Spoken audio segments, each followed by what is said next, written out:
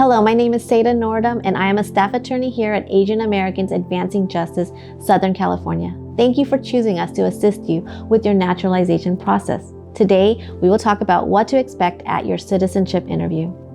Once you have gone through security and are in an assigned room, you will be checking in with the receptionist, and you will need to have your green card and interview notice readily available. It is possible you may be fingerprinted and photographed by the receptionist.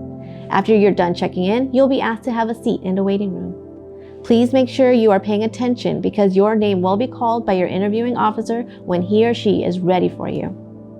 Please be aware that your interview starts as soon as you meet with your officer, and the officer may engage in small talk with you to gauge your understanding of English on their way to their office. Once inside, the officer will have you raise your right hand and place you under oath by promising to tell the truth. Some officers may even ask what it means to tell the truth.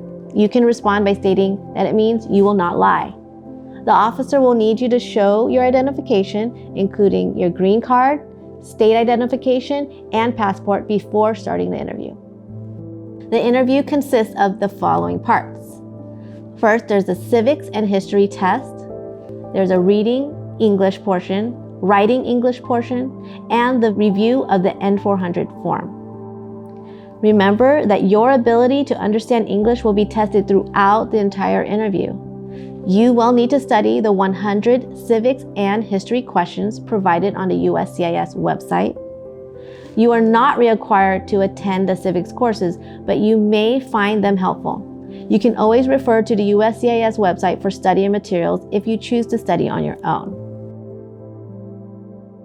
The officer will read aloud to you 10 of these questions at random, and you must answer verbally to at least 6 of them correctly. If you're not able to pass this portion, the officer may end the interview there. If at any time you did not hear or understand a question, you can always ask the officer to repeat it. And another part of the test will be reading and writing in English. For this part of the test, the officer will have you read a sentence that appears on a tablet in front of you and then write a sentence that he or she reads out loud on that same tablet. You will be given up to 3 sentences to attempt to read and write. If you're not able to pass this portion, the officer may end the interview there. The review of the N400 form is not only to confirm that the information is still accurate, but also to test your understanding of English. Make sure to go over your N400 so you know how you answered all the questions on the form.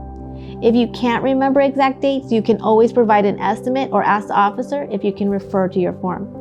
If the officer feels you're not understanding them, they may ask you to define certain words. Some examples of these words are voting, communist, military, weapons, arrested, crime, jail, misrepresentation, and deportation. Sometimes the officer might ask you some questions that are not explicitly in the N400, but relate to the questions listed on there. Usually these questions follow certain ones that do appear on the N400. For example, an officer might ask you to confirm your address and then follow that question with another question asking, who do you live with? Don't let that surprise you.